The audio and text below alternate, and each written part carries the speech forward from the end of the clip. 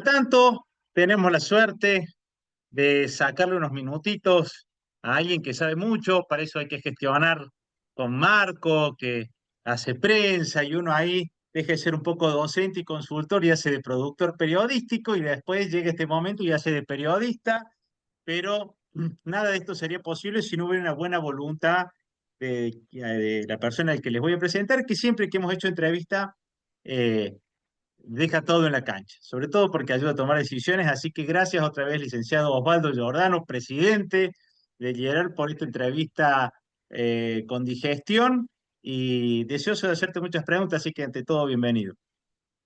Bien, gracias a ustedes por la invitación, con todo gusto. Bueno, la última vez que hablamos, estaba todavía tu efecto político después de haberte ido y uno del gobierno de Milei y lo que se había descubierto y uno iba con mucho tacto tratando de preguntarte cosas que no afectaron tu paz cotidiana, pero que tuviera certeza. Eso parece que hubiera pasado hace 10 años. Hoy es una locura del día a día de medidas económicas que obligan a replantearse y que, y que según quienes escuches, estamos mal. O sea, esto es un castillo de naipes que se está por caer. Esto acá sacan un naipe y se derrumba. Y otro que te dicen, estás viendo esto con ojos antiguos. Esto es distinto a todo. Hay superávit, vamos bien. Osvaldo Giordano, presidente del Liderazgo, que sería Fundación Mediterránea, ¿cuál es tu opinión sobre cuál es la realidad a la que tenemos que atenernos? Mira, como frecuentemente pasa, va por el medio la cosa. Yo creo que efectivamente hay cosas distintas. El énfasis del gobierno en el equilibrio fiscal, liderado por su presidente, es algo inédito. Es decir, en la Argentina hubo varios ministros de Economía que lo intentaron, pero siempre chocaba con un montón de dificultades, incluido su jefe, que es el presidente, que no estaba convencido de que no se puede gastar más de lo que se tiene. Esta vez es distinto y eso yo creo que es el principal factor diferenciador que un poco nos cambia los análisis y la metodología de análisis porque no podemos decir que esta historia ya la vimos porque esta historia nunca la vimos. Después aparecen mil dudas, algunas relacionadas, bueno, a cuán sostenible y los mecanismos que usó el gobierno, que está usando el gobierno para ese equilibrio fiscal, y ahí efectivamente hay un montón de razones para señalar de que esto en algún momento tiene que cambiar, es decir, hay que buscar maneras más sólidas de conseguir el equilibrio fiscal, pero mientras tanto el equilibrio está.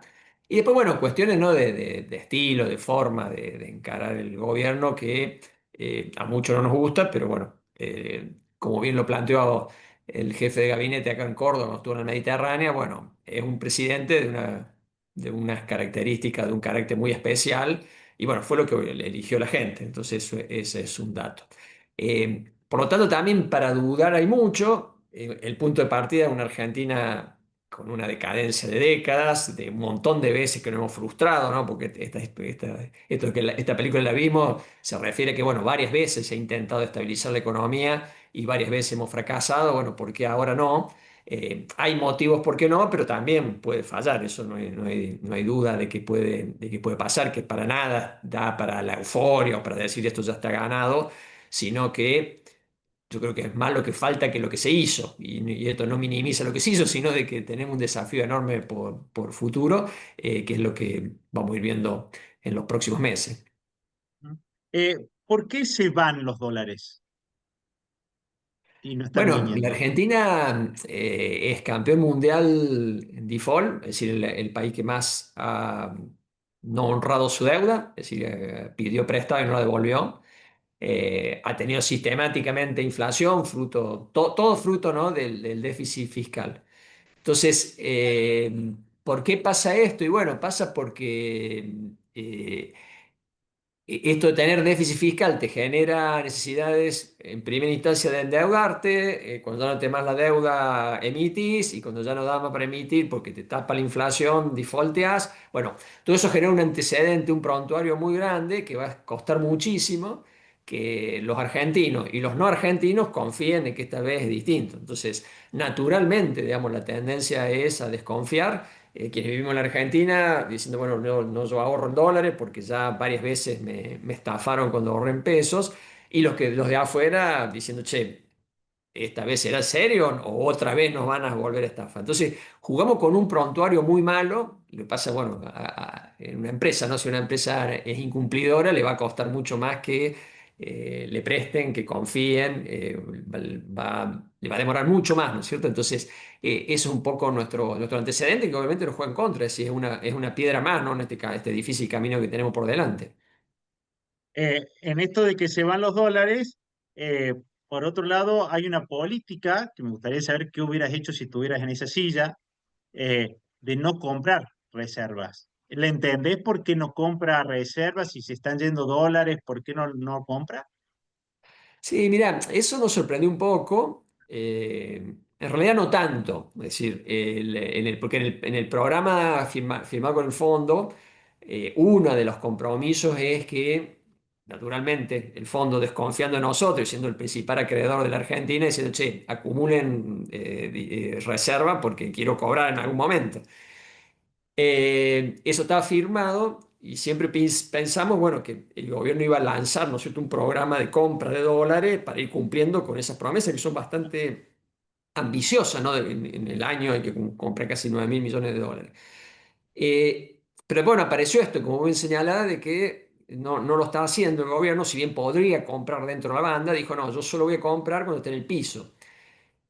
¿Cuál es el argumento? ¿Cuál es la razón por la cual el gobierno lo hace eso? Y bueno, porque yo si compro reservas, lo tengo que comprar con pesos, tengo que emitir pesos, si el Banco Central tiene que meter pesos en la economía, y no estoy tan seguro que esos pesos la gente lo quiera. Y si no lo quiere, eso me va a presionar sobre los precios. Entonces, si quiero cuidar o pongo como objetivo único, prioritario, absoluto, la inflación, y ahí hay obviamente una intencionalidad política, que es que, bueno, quiero llegar a octubre con una inflación alta, es una actitud muy conservadora no comprar dólares con emisión y preferir no hacerlo. Entonces, ahí hay un conflicto de objetivos, es decir, si quiero comprar reservas, algún riesgo debería tomar en materia de emisión y de inflación. Aparentemente hay demanda de dinero, así muchos pensamos de que en realidad no habría problemas, pero bueno, hay que estar, ¿no es cierto?, ahí en la silla, en la, en la meta, ¿no? Para el gobierno es muy importante la elección, y si yo no quiero arriesgar nada, por lo tanto no voy a comprar directamente. Mm. Compra de una manera indirecta, ¿viste? Emite los botes, digamos, hay una manera media atravesada, mucho más costosa, porque compra dólares con deuda, no con emisión directamente. Ajá. Pero básicamente es eso. Para no hacer la corta, es Sí, prioriza bajar la sí, inflación. pero te llevo, ¿cuál es el indicador técnico que refleja lo que vos como consultor y yo como consultor, estamos hablando con el licenciado Osvaldo Giordano, presidente del Geral, demuestra que la calle está fría, que no hay plata, que el mostrador no entra gente? ¿Qué se puede mostrar para decir, no es una sensación, no hay plata? Haría falta Mirá, poner un tenemos poquito. toda, y además no es una cosa subjetiva. Vos medís la cantidad de dinero que hay hoy en la economía y hay mucha menos que en el pasado. Entonces, en principio Ah, diría, bien. hay espacio para emitir, y por eso todos pensábamos que iba a comprar dólares, ¿Cuánto porque menos habrá? ¿Cuánto menos? ¿Te animás más o es menos? muy volátil, Aproximado. es muy volátil, pero hay un espacio en principio amplio para comprar. Por eso la mayoría de los economistas nos inclinamos a pensar de que es demasiado conservadora esa actitud y de que sería saludable, positivo, necesario, además de que nos permitiría cumplir con el fondo, que bueno, una vez que cumplamos no vendría mal. Pero también es cierto que nadie te puede firmar que, no, que esto no va a meter alguna presión en los precios. Entonces, cuando vos pones tanta atención en los precios y estás mirando milímetro a milímetro y semana a semana cómo van los precios, y bueno, esto es un riesgo que, bueno, se ve que la decisión del gobierno fue no asumirlo, prefiero sacrificar otros objetivos y no este. Que lo entiendo, digamos, como una cuestión política. Imagino que el ala política del gobierno dijo, acá nos jugamos todo en octubre y hay que llegar con la menor tasa de inflación posible, a una costa de lo que vos señalás, que es que va a haber probablemente menos actividad económica, es decir, no es gratis esto, no, no, no, No. la perdés por otro lado. Pero bueno, si los encuestadores, ¿no es cierto?, la análisis política dice, bueno, no, mirá, lo importante es la inflación, no importa lo otro, y probablemente sea esa, ¿no?, la razón. Pero objetivamente hoy habría algún margen para comprar reserva, meter más dinero en la plaza. Probablemente eso contribuiría un poco más a la actividad económica, a la mejora de los ingresos, pero bueno, con ese riesgo, ¿no es cierto?, por el lado de los precios. Mm. Estamos hablando con el licenciado Waldo Giordano, que aparte fue ministro de Finanzas de la provincia, fue el que más o menos le encontró la punta al ovillo a la caja de jubilaciones de Córdoba, y de ahí te preguntaré después alguna cuestión, pero estando en Córdoba, si bien el enfoque de Gerales Nacional, eh, y de Fundación Mediterránea Nacional, ¿el campo está en crisis? ¿Cómo se explica que estén cayendo estos tipos que eran intocables, estas empresas que eran intocables, empiezan a caer, a concursarse y al interior nos pega más de lleno? ¿Qué pasa? ¿Cómo se explica esto y si tiene alguna solución? Mirá, hay de todo nuevamente, ¿no es cierto? Son distintos tipos de circunstancias, pero lo que vemos no solo en el campo, ¿no?, sino en todos los sectores, un drástico cambio de contexto. Que le pasa a un banco, una compañía de seguro, una industria, una empresa constructora, cada uno con sus particularidades. Y naturalmente, bueno, el campo como cordobeses es muy importante. Que es que, bueno, es muy distinto operar en inflación que en estabilidad. Es decir, son negocios distintos, te requiere una adaptación totalmente distinta. Muchas, por ahí, empresas se habían acostumbrado o hecho, digamos, parte de su éxito saber manejarse en inflación, y les cuesta mucho adaptarse a la estabilidad. Eso objetivamente es así. Muchos hacían mucha ganancia financiera, administración de stock, es decir, se podía ganar plata, ¿no? Si bien nos iba muy mal con la inflación, también era cierto que te permitía tener algunos nichos, ¿no?, de muy buenos negocios. Eso se termina. Y te entra en un contexto donde no solo tenés estabilidad, sino que además tenés problemas serios de competitividad, incluso sectores muy competitivos con el agro. En el caso del agro, fundamentalmente, bueno, porque tienen un castigo muy grande vía retención, es decir, todos los castigos que tenés dentro de la Argentina, con malos impuestos como ingresos brutos, tasa municipal, impuesto al cheque, etcétera, etcétera, problemas de logística, bueno, problemas de recursos humanos, la legislación laboral y demás, le agregás que, bueno, cada vez que vos exportas te sacan una porción muy alta de tus ingresos. Entonces, es un sector que, si bien por un lado es tremendamente, tiene una enorme potencialidad, porque es muy productivo, por otro lado es muy castigado, más castigado todavía que otros sectores. Y allí, claro, la adaptación de escenario en un contexto donde te discriminan es bien difícil. Justamente hoy estamos en el IERAL publicando un informe donde medimos no solo el castigo por el lado de los ingresos, que son las retenciones, es decir, porque además de todos los demás impuestos paga retenciones, sino también por el lado de los insumos. Es decir, un productor de granos en Córdoba, en la Argentina, paga más caro prácticamente todos los insumos, desde la semilla, los fertilizantes, la maquinaria agrícola, distintos servicios. Y nos sorprende eso, porque bueno, estas actividades, los productores de estos insumos también están castigados con los malos impuestos, con la legislación mala, con regulaciones absurdas y demás. Entonces, es muy difícil producir en la Argentina, porque te chocan por todos lados, ¿no? Te la complican por todos lados, y eso se va viendo cada vez más fuerte en la medida en que la estabilización va siendo exitosa. Es medio paradójico, ¿no? Mientras nos va bien en la macro, es decir, que la Claro, macro se es, ordena, baja la inflación y demás, bueno, empiezan a florecer todos estos problemas que antes la inflación te los tapaba. Es decir, por ahí podías tener ciertas ineficiencias o sobrecostos, total, la inflación lo disimulaba. Bueno, ahora eso no pasa. Y es probablemente eso lo que explique mucho lo que vos señalás, ¿no? De empresas con problemas, algunos graves. muy grave. Y te pregunto técnicamente si esto es así o no. Me decía un economista, pero que no voy a ser inocente, sé que tiene otra orientación política, decía, una señal de que esta gente está desesperada y que no le está encontrando la vuelta es que se empiezan a alquilar dólares y que se acabó el dólar parking o el parking de inversiones. Señal de que esto ya no, no saben cómo hacer para tener dólares. ¿Es así? ¿Esto vuelve más débil todo el sistema y toda la estructura. Yo no creo, mira, yo no creo estos pronósticos así explosivos de que, bueno, esto en octubre explota. Sí, es cierto, muchas veces en Argentina explotó, ¿no? De que había unos planes, bueno, de estabilización, pero que duraban pocas meses, con la perspectiva no política, bueno, ganamos, llega la elección y después al otro día explota.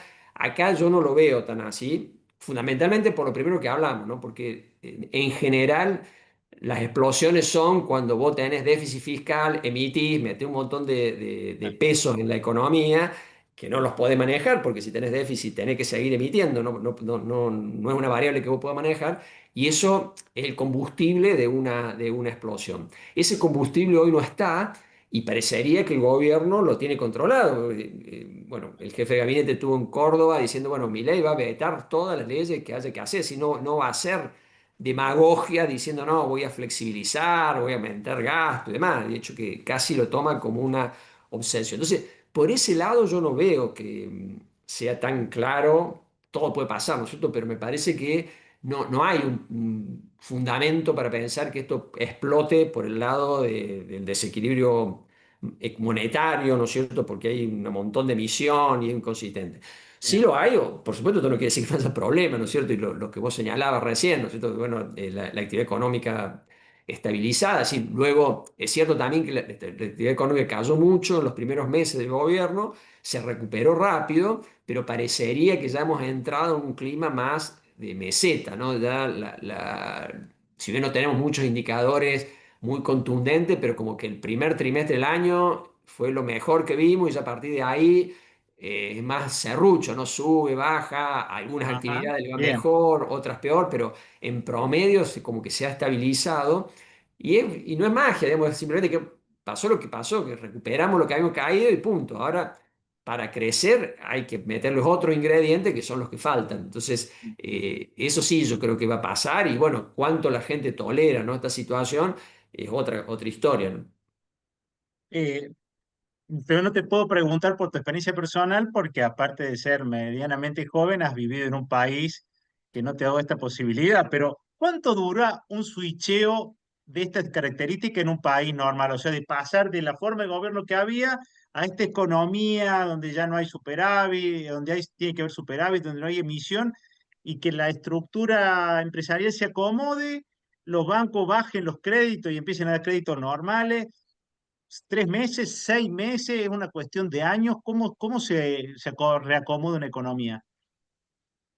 Mira, depende del contexto. Nosotros, sí, yo creo que la capacidad de acomodarse de los privados es rápida, de la mayoría por lo menos. El Ujú. problema es el contexto, es decir, cuán rápido somos capaces, desde las políticas públicas, cambiar el contexto. Porque voy a hablar, por ejemplo, del crédito. Y el crédito Sí, se está expandiendo porque, bueno, el Estado dejó de absorber crédito y los bancos dijeron, bueno, tenemos que empezar a trabajar banco, no podemos seguir prestando al claro, Estado, salen a buscar clientes. Ahora, cuando vos te fijas la estructura de costos de un banco, de intermediar financieramente en la Argentina, te encontrás con cosas que no hay en otros países, porque el banco le tiene que cargar, además de los problemas que cada banco tendrá, y lo tendrá eso es problema interno de ellos, de estructuras exageradamente altas, bueno, todo el relajamiento en general de la inflación, pero además de eso, cuestiones externas a los bancos, es que tenés que cargarle tasa municipal que en Córdoba, por ejemplo, Ciudad de Córdoba está arriba del 7-8%, ingresos brutos, otro tanto, impuesto al cheque, otro tanto. Entonces, no hay forma de que te dé un crédito a tasa razonable, porque cuando por solo ponerle todos esos costos que le vienen de arriba, ya se vuelve una tasa prohibitiva, que mata, digamos, al que toma el crédito. Entonces, claro. la reacción de un banco puede ser rápida. Ahora, si no le cambia el contexto, no vamos a tener los resultados. Y eso me parece que es por lo menos a mí me genera la mayor expectativa, digamos, o la mayor ansiedad, ¿no? Ansiedad es la palabra, de la velocidad con la cual hacemos todos estos cambios, porque el impuesto es uno, el tema laboral, la legislación laboral, los juicios laborales otro, el cambiar el régimen de coparticipación, el tema previsional, los problemas que tenemos en la formación de nuestros recursos, es decir, nuestro sistema educativo se vino muy abajo, ¿viste? Todas las pruebas que los chicos salen, los Sí, pocos que terminan con pocos conocimientos de matemática, que es esencial, digamos, para cualquier tipo de trabajo. Entonces, todas esas cosas son centrales para que vos te puedas adaptar rápido, porque, porque si a una empresa vos le decís, bueno, sé competitiva, pero tenés estos impuestos, tenés esta legislación laboral, tenés estos recursos humanos, tenés esta infraestructura muy deteriorada, tenés esta burocracia, y bueno, nadie es muy difícil, digamos, competir y solo pocos sectores son competitivos en un entorno de estas características. sí. Con un dólar que encima nos pone caro a nivel internacional, que era siempre una posibilidad de conseguir divisa o aunque sea siendo barato, ahora ya ni siquiera Por tenemos supuesto, esa el posibilidad. dólar era el atajo, ¿no es cierto? Claro, si el dólar en Claro, lugar de 1.200 está a 2.000, y bueno, sí, puedo pagar estos impuestos, puedo tener esta legislación laboral, estos juicios y demás. claro. Pero el tema es que, bueno, nos empobrece a todos, digamos, un dólar Mm. estrafalariamente alto. Bueno, venían los turistas de extranjero y se compraban todo porque estábamos regalados Sí, y sí, demás. sí. Pero no, Mm. no es la solución de fondo, simplemente es una manera, un paliativo como el que había en el 2023. Bueno, no sé si viste por ahí mucho debate, por ejemplo, en los restaurantes, que muchos están en crisis. Claro, Mal. porque en el 2023, con el dólar como estaba, venían extranjeros y les resultaba regalado Sí, comer sí. en los mejores restaurantes de Buenos Aires. Ahora estamos más caros que en París o en Londres. Entonces, el tema es dejar de pensar que el dólar nos salve y veamos, bueno, ¿por qué somos tan ineficientes, tan poco competitivos? Y ahí puede haber seguro cosas dentro de las empresas por cambiar, no me cabe la menor duda. Cada vez que estoy con un empresario están todos mirando, viste, los costos hasta el último detalle. Pero después hay cosas del entorno que vos no manejás y que son fundamentales y que son transversales, digamos, a todos los sectores. Suponiendo que más o menos se llegue a las elecciones y las elecciones no pase ninguna cosa demasiado rara, ya sea gane, pierde, pero demasiado rara. ¿Te parece que el 2026, ya por todo lo que venimos atrasado, puede generar una curva un poquito más tibia de crecimiento, algún tipo de cuestión así, o no hay proyecciones de ese tipo todavía? Mira, este año un poco estaba condicionado porque el año pasado fue muy malo, sobre todo el primer semestre, con lo cual era como que teníamos un arrastre grande, es decir, el 25 va a ser un buen año, digamos, en términos de Claro, promedio contra promedio, ¿no es cierto? Vos te comparás los primeros meses del 25 con los primeros meses del 24 y tenés tasas de crecimiento en general altas. Si bien muy distintas entre sectores, pero en general alto. Eso ya para el año que viene no va a estar. Para mí la clave es no tanto el resultado de la elección, que pareciera que el oficialismo en principio le iría bien, y eso sería algo bueno para un gobierno que está en la mitad del periodo. Bueno, si perdés ahí, ya los 2 años que quedan es una tortura. Ahora, si ganas, salís fortalecido. El tema es cómo usa eso. Porque, bueno, ya le pasó, por ejemplo, al gobierno de Cambiemos, ¿no? Ganó la elección intermedia y le fue muy mal porque no interpretó bien lo que había que hacer. Bueno, la expectativa está acá, bueno, ¿cómo lo interpretan? Si es decir, bueno, ahora empiezo a trabajar para ganar la próxima elección, la reelección de presidente, yo creo que vamos a tener problemas severos. Si decir, bueno, no, esta es una plataforma para que todas estas reformas que estábamos hablando nos pongamos a trabajar, para lo cual imprescindible convocar por lo menos parte de la oposición, porque el gobierno, aunque le vaya muy bien, va a seguir teniendo minorías en las dos cámaras y va a seguir siendo minoría en términos de gobernadores, con el que tiene que acordar muchas de estas reformas. Si usa la elección como una manera de decir, bueno, me valido y voy al acuerdo, bueno, podemos tener un muy buen 2026. Yo creo que no lo descarto también como posibilidad de que sea un muy buen año si hay una buena lectura, digamos, del resultado probable, por lo menos lo que hasta ahora pareciera, que es que el oficialismo va a salir fortalecido. Me quedan dos preguntitas, pero no quiero dejar pasar. ¿Lo viste a Osvaldo Franco al ministro Franco y lo conocías de cuando estuviste a nivel nacional, ¿cierto? ¿Lo viste y dijiste qué alegría de lo que zafé? ¿Qué favor me hicieron?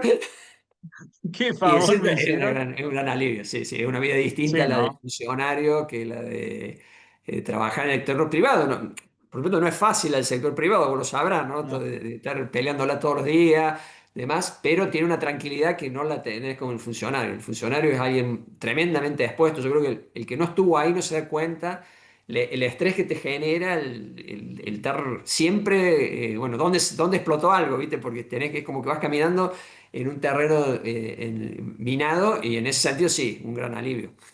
no. Sí, tres pasos por el hospital en meses el tipo. Y la verdad, qué rol que te consume. Te hago estas dos que son más personales, pero vos me preguntás, primero a nivel, ¿no te parece increíble que, a ver, lo voy a decir en términos personales, eh, no extrañas un Schiaretti, un De la Sota capaz de pararse desde el interior a decir algo más fuerte, eh, más contundente sobre lo que está pasando en Córdoba, en el interior, en todas las fuerzas productivas y las economías regionales? No está faltando, digo para ellos dos porque tienen el expertise y el seniority, no por la línea política, pero no hay como alguien capaz de pararse a hablar y sigue siendo una lucha de un barrio, de un balcón de Buenos Aires contra un presidente de Buenos Aires y nosotros viendo tele. Sí, yo creo que todavía no le encontramos la vuelta. Me parece que es tan especial este gobierno que es como que me parece que va a haber que pasar un poco de tiempo, digamos, para poder hacer escuchar estas voces, ¿no? De que no son contrarias 100%, pero sí que ponen un montón de matices por todas las cosas que nos pasan a los que vivimos en el interior y que me parece que allá a Buenos Aires llega poco. Entonces, eso, sí, yo veo eso y probablemente falte un representante. Siempre uno trata de mantener el optimismo, ¿no? Bueno, ahora se creó el Consejo de Mayo, en donde supuestamente va a ser el responsable de implementar todas las reformas que se acordaron con los gobernadores en el Acta de Mayo, cuando se firmó en Tucumán. Bueno, ahí hay un gobernador, Cornejo, que entiende Ajá. los problemas del interior. Ojalá esa sea un vehículo, digamos, para hacer escuchar estas cosas que nos ¿Lo pasan has en el interior. tratado?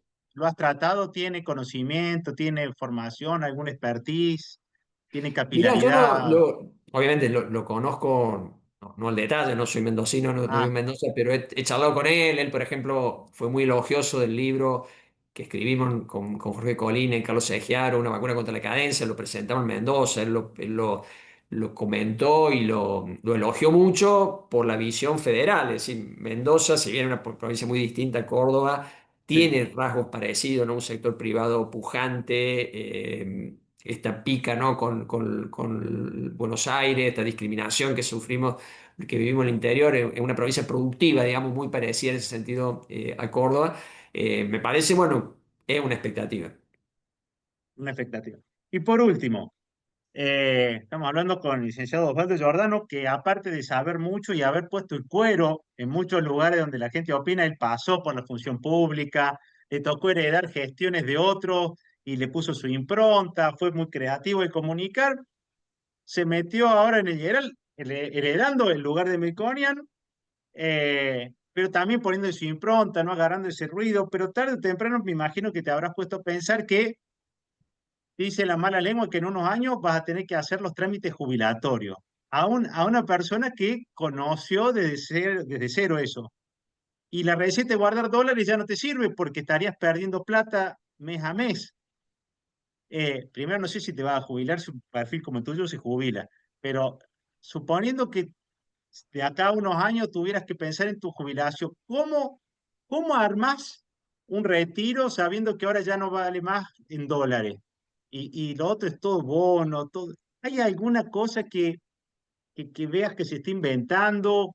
¿O cómo se retira la gente cuando deja de trabajar y no va a depender de su jubilación? Porque evidentemente va a ser mala. Mirá, es un tema, te diría, de los más complicados en la Argentina, ¿no? El tener destruido el sistema previsional, porque en el mundo la manera en que se resuelve este problema, que no es fácil, porque en todos lados no, es difícil, es ahorrando, ¿no? Durante tu vida vas ahorrando en un sistema público, muchos tienen además sistemas complementarios donde uno va ahorrando y administran esas inversiones a los fines de, en el momento que ya no generas ingresos porque dejaste de trabajar, tener una cobertura. Hoy en la Argentina están muy cerradas las alternativas y yo creo que ese es uno de los grandes desafíos a desarrollar y desarrollar rápido. A mí me preocupa, por ejemplo, cuando el presidente dice, no, primero hay que resolver el mercado de trabajo para recién resolver los problemas previsionales.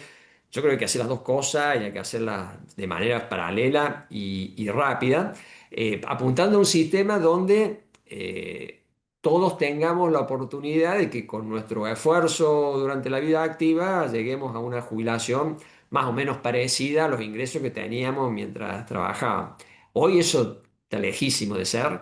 Y es muy duro, ¿no? Para la gente que en ese momento de la vida, si no fuiste muy previsor, te enfrentás en el peor de los mundos, ¿no? No podés seguir generando ingresos, te empiezan a aparecer gastos, y no tenés, digamos, herramienta de defensa. Ya ahí ya la vida no te da otra oportunidad. Por eso la reforma previsional, es decir, darle oportunidad a la gente para que con su esfuerzo de aporte tenga la tranquilidad de que va a tener unos ingresos acordes, digamos, a sus aportes, es para mí un cambio fundamental. Lo es desde el punto de vista macroeconómico, porque bueno, tener un sistema quebrado nos lleva puesto toda la economía, pero además de eso, es una tranquilidad para la gente. Es decir, que tengas la posibilidad de saber que en el momento más delicado de tu vida, más difícil, no vas además a afrontar este problema de quedarte sin ingreso.